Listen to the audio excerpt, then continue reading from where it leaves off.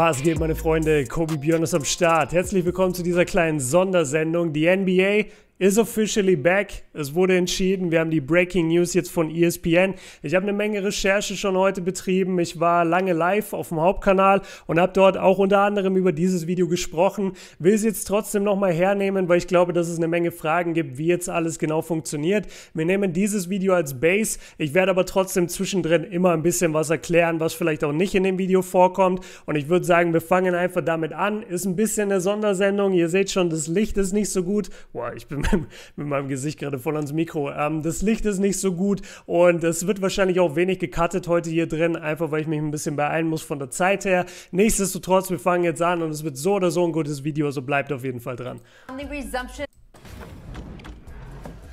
We begin with breaking news on the resumption of the NBA season. The National Basketball Association Board of Governors has voted to approve a 22-team single-site format to... Ganz genau, also 22 Teams, so zeigt man eine 22 auf jeden Fall. Alles wird stattfinden in Orlando, Florida, im Disney bzw. ESPN Sport Complex. Dort gibt es 3 riesige Hallen. Wir haben das vorhin einmal im Stream komplett recherchiert, welche Hallen das sind, wie viele Courts dort möglich wären. Wir sind auf 15 Courts gekommen, die man dort reinbauen könnte. NBA Official Courts auch. Es wird am Tag 5 bis 6 NBA Games geben. Diese 22 Teams werden 8 Season Games gegeneinander spielen und dann beginnen erst die Playoffs. Und ich will jetzt nicht vorgreifen, weil ich schätze mal, dass das jetzt alles noch gesagt wird. Restart this season amid the COVID-19 pandemic. And I want to run you guys through the plan here. The NBA, of course, has 30 teams, but the bottom 8 in the standings, they're just going to stay home because the fewer teams you invite, the fewer people you have to keep safe from coronavirus. Und das ist wirklich wichtig und ich finde gut, dass sie das sagen. Je weniger Teams du dort hast, desto leichter ist es natürlich, diese Bubble auch irgendwie dicht zu halten. Und die beiden Teams, ich weiß nicht, ob das in dem Video vorkommt oder in einem anderen, die beiden Teams Washington und Phoenix sind so ein bisschen tricky, weil Washington hat meiner Meinung nach wenig Chancen in der Eastern Conference Orlando wirklich anzugreifen, weil sie ja 6 Spiele, glaube ich, hinterher sind vom Record her. Und das gleiche gilt für Phoenix. Oder Phoenix ist 5 Spiele hinterher oder so. Und deswegen finde ich es da ein bisschen tricky, warum man die noch eingeladen hat. Kann aber sein, dass das auch am Ende noch kommt. Now the top 22, they're all going to stay together at ESPN's Wide World of Sports Complex at Walt Disney World. Das war jetzt nur eine Halle. Und sogar die kann man noch besser ausbauen. Es sind aber, wie gesagt, wesentlich größere Hallen. Ich mache wahrscheinlich ein Hauptkanalvideo dazu, Sonntag oder Montag. Und da werde ich euch nochmal alle Hallen zeigen, wie groß die eigentlich sind und wie viele Courts da reinpassen. In Orlando. They won't get to play all the regular season games that were left on their original schedules, but they will play 8 of them. And then we will check the standings. If either in the East or the West, it's close between the number 8 and number 9 teams, and in this case close means within 4 games, then those 2 teams will stage a play-in game. Also, wir haben ja mehrere Teams, also wir haben 9 Eastern Conference Teams und wir haben, wie viele sind das? 13. Wir haben 13 Western Conference Teams, 9 Eastern Conference Teams. Aus beiden Conferences werden jeweils nur 8 Teams in die Playoffs gehen, so wie immer. Jetzt ist es so, wenn der 9. Platz und der 8. Platz zwischen sich nur einen Unterschied haben von 4 oder weniger Siegen, dann ist es so gedacht, dass diese beiden gegeneinander ein Spiel spielen. Wenn das erste Spiel gewonnen wird von dem 8-Platzierten, dann geht der 8-Platzierte ganz normal in die Playoffs. Sollte der 9-Platzierte dieses erste Spiel zwischen den beiden gewinnen, dann gibt es ein zweites Spiel und wer auch immer dieses zweite Spiel gewinnt, geht in die Playoffs. Also das heißt, du kannst als 8. Platz, kannst du eigentlich das erste Spiel verlieren. Wenn du dann das zweite Spiel verlierst, kommst du trotzdem in die Playoffs. Als 9. Platz musst du 2-mal hintereinander gewinnen, um in die Playoffs zu kommen. But the NBA does want to give some advantage to the higher seed, ja, right? So here's how they're going to do it. If the team in the 8th spot wins that play-in game, that's it. Bye-bye number 9 team, go home. If the number 9 seed wins... Genau, also wenn das Team Nummer 8, also wenn der 8-Platzierte das Spiel gewinnt, dann geht es direkt in die Playoffs und die 9 Platzierten können heimfahren. Wenn die 9 Platzierten das erste Spiel gewinnen, dann gibt es ein zweites Spiel und wer das dann gewinnt, der geht in die Playoffs. So, the higher seed gets a second shot at things. The two teams come back the next night to play each other all over again. And only then is it winner take all, with the winner getting the conference's final playoff spot. Then we start the real playoffs, all like normal, divided into East and West.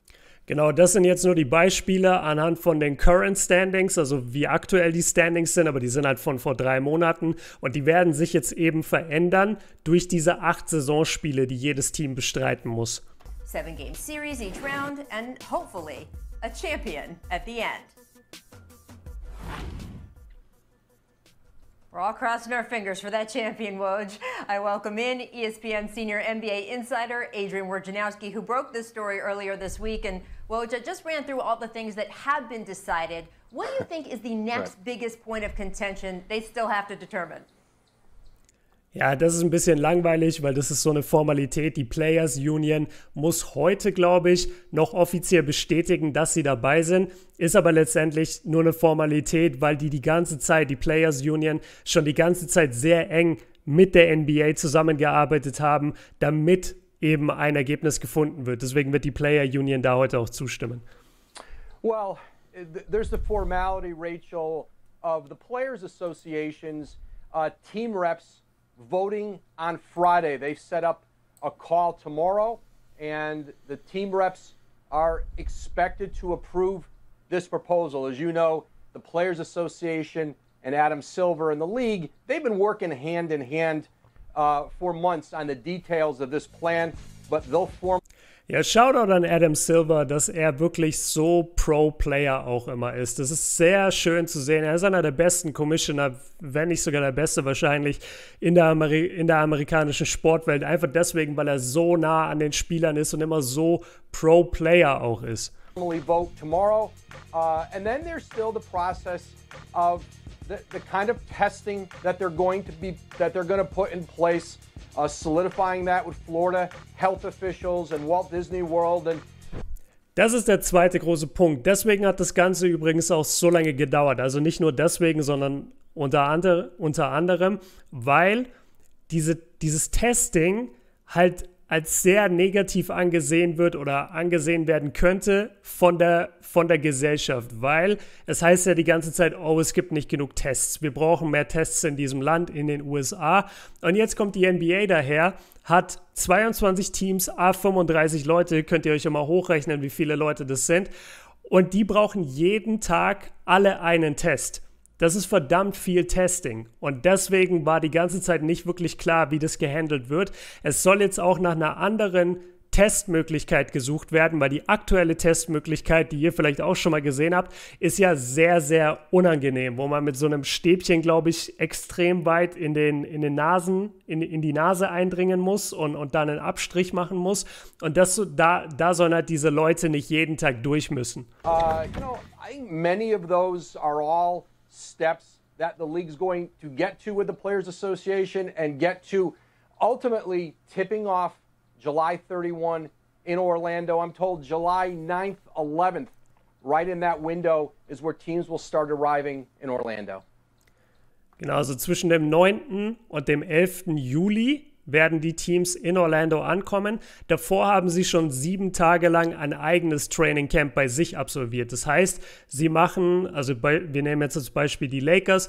Die Lakers trainieren jetzt dann eine Woche als Team, machen sie so ein Mini-Training Camp eine Woche lang in Los Angeles, fliegen dann nach Orlando, haben dann nochmal 3 Wochen, ja mehr oder weniger 2,5 bis 3 Wochen, haben sie da dann nochmal Zeit, um sich dort an die Gegebenheiten zu gewöhnen und dort nochmal ein Trainingcamp abzuhalten. Und dann ab dem 31. Juli fangen diese 8 Saisonspiele an und danach dann eben die Playoffs.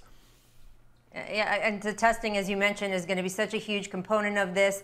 The entire reason we are having this discussion and doing all of this in the first place is we are still facing a global pandemic, and trying to figure out how they are going to manage that on this campus is going to be a conversation we're going to have again and again over the next couple weeks.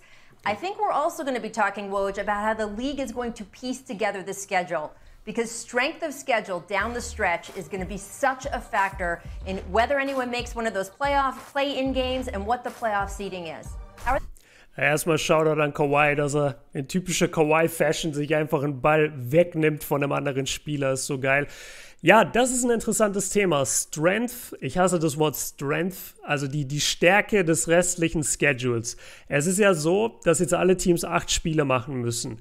Nur kann es natürlich sein, dass in den Spielen zuvor, bevor wir den Shutdown hatten, dass es da möglicherweise so war, dass eine Mannschaft, sagen wir jetzt als Beispiel die Grizzlies, hatten einen extrem toughen Schedule. Oder sagen wir die Portland Trail Blazers, hatten einen extrem toughen Schedule, haben es jetzt dadurch nur auf Platz 9 bisher geschafft. Und jetzt kommt ja ein neuer Schedule, wo du gegen diese anderen 21 Teams spielen musst, die mit dir nach Orlando kommen.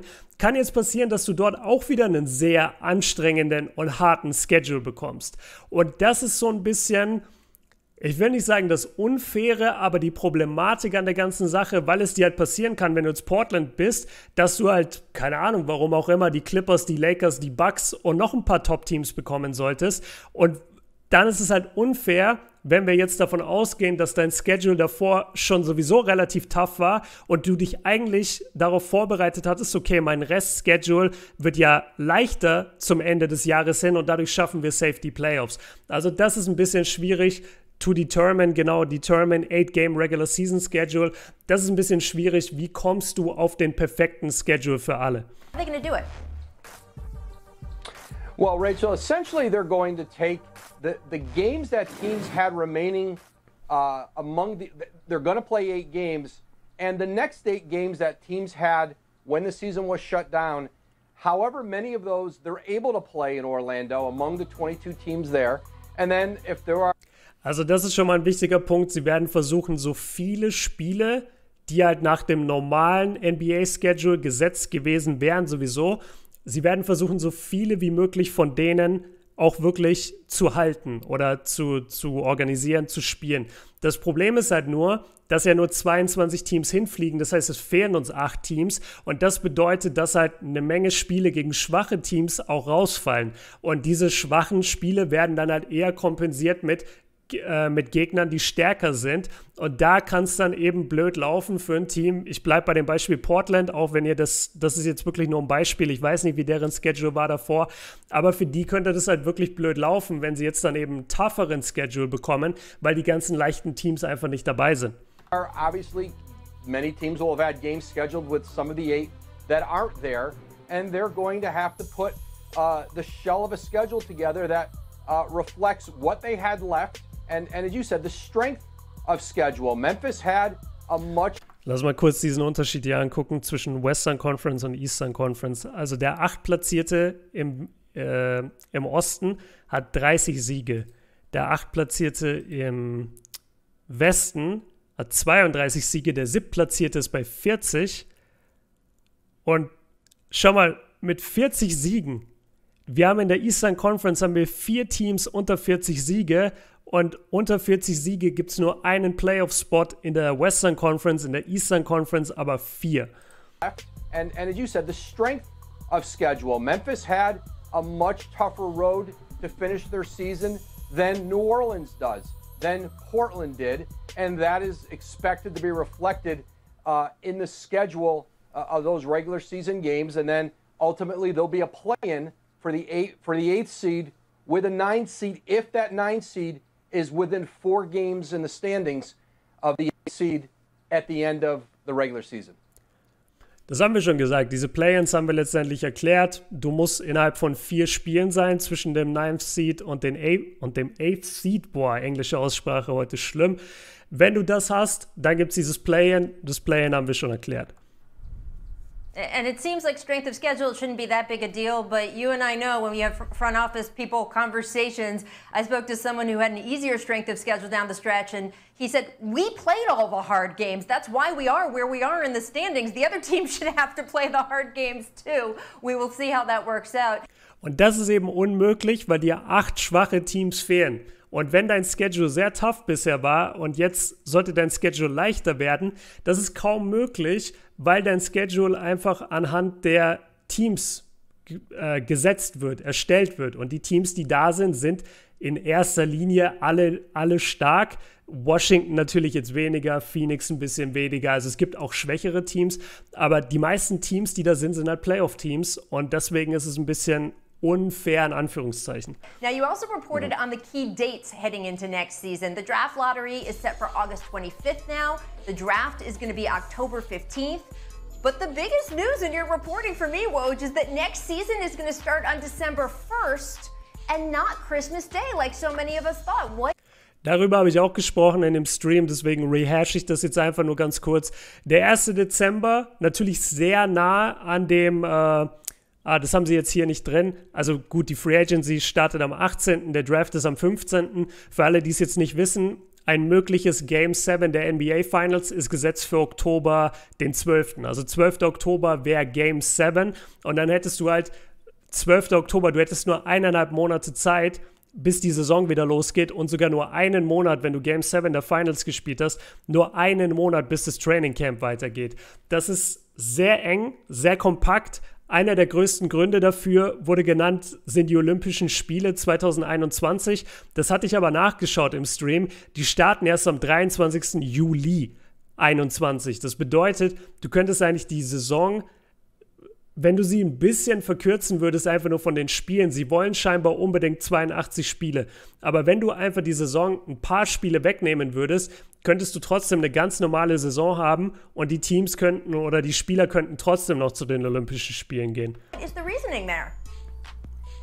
I think one factor, Rachel, it potentially gives the NBA and its players, not just on Team USA, but NBA players who play for teams and countries all over the world, a chance to be part of the 2021 Olympic Games. I do believe that was part of the thinking there. Ja, aber das ist Quatsch, wirklich. Das macht keinen Sinn. Die NBA-Saison wird so oder so im Juni enden und du kannst dann trotzdem im Juli zu den Olympischen Spielen gehen. Es geht eher darum, dass die NBA unbedingt 82 Spiele jetzt da reinquetschen will. Und wenn sie das machen wollen, müssen sie so früh wie möglich anfangen. Und deswegen müssen sie am 1. Dezember anfangen. Die könnten genauso 3 Wochen später zum Christmas Game anfangen. Aber es geht halt um eine Menge Geld. Es gibt TV-Verträge. Es gibt, du weißt gar nicht, ob die Spiele mit Fans gespielt werden oder ohne. Das ist dann sowieso nochmal ein Riesenthema, wie da dann Geld verdient werden soll, wenn die ganzen Arenen dicht sind. To try to sync the schedule with the rescheduling of these 2020 games to 2021. That's so interesting. We will have to see, of course, if there is an Olympics. There are so many questions. I did notice with the draft lottery being August 25th, that seems to answer one of the questions about how they are going to rank teams, who's going to be in the draft lottery, if they are going to wait until teams make the playoffs. August 25th seems like they are waiting for that. They are going to wait to see what happens in those playing games. But of course, we are waiting for the final word. And we know, Woj, when it happens, you will bring it to us first. Thanks so much for joining the show. Jetzt muss ich doch einen Cut setzen. I'm sorry, ich wollte noch über ein Thema reden, hatte aber schon abmoderiert, deswegen baue ich das jetzt hier nochmal ein und dann gibt es die Abmoderation. Also was noch ein Thema war, Charles Barkley hat es vorhin gefragt, ich glaube den Commissioner, genau, er hat Adam Silver gefragt, ist es nicht unfair für die Mannschaften wie die New Jersey Nets beispielsweise, oder für die Portland Trail Blazers, die jetzt einen Nurkic zurückbekommen und einen Zach Collins oder eben für die, wen haben wir gerade genannt, die New Jersey Nets, dass sie Kevin Durant und Kyrie Irving zurückbekommen. Ist es nicht unfair gegenüber den anderen Teams? Wo ich mir denke, nein, das ist überhaupt nicht unfair. Wir sind in einer historischen Saison, sowas ist noch nie vorgekommen, sowas wird höchstwahrscheinlich nie wieder vorkommen und dass da jetzt ein Spieler gesund ist, beziehungsweise jetzt wieder erst gesund ist und er in den normalen Playoffs nicht mitgespielt hätte. Ja, in den normalen Playoffs wäre vieles anders gelaufen. In den normalen Playoffs hätten wir auch keine Play-ins gehabt. Das ist halt alles Teil davon. Und deswegen finde ich das in keinster Weise schlimm oder verwerflich, dass jetzt ein Kevin Durant oder so, dass die jetzt mitspielen werden. Sollten sie denn mitspielen? Ich weiß nicht, ob KD spielen wird. Ich weiß nicht, ob Kyrie spielen wird. Bei den Trailblazers kann ich mir vorstellen, dass die spielen. Aber KD war so lange raus. Gut, Nurkic war auch ewig raus. Ich weiß es nicht. Wir werden es sehen. Wir werden noch eine Menge Infos bekommen. Deswegen jetzt hier nur dieses kleine, kurze Reaction-Video sozusagen und mein Input dazu. Ansonsten sehen wir uns morgen 16 Uhr und morgen um 14 Uhr gibt es landesweit Demos oder als Support für das Black Lives Matter Movement in den USA. Deswegen, wenn ihr die Chance habt, geht gerne zu einer dieser Demos, haltet euren Abstand, zieht eine Maske an. Ansonsten bin ich jetzt raus. Dankeschön euch fürs Zuschauen. Haut rein. Peace.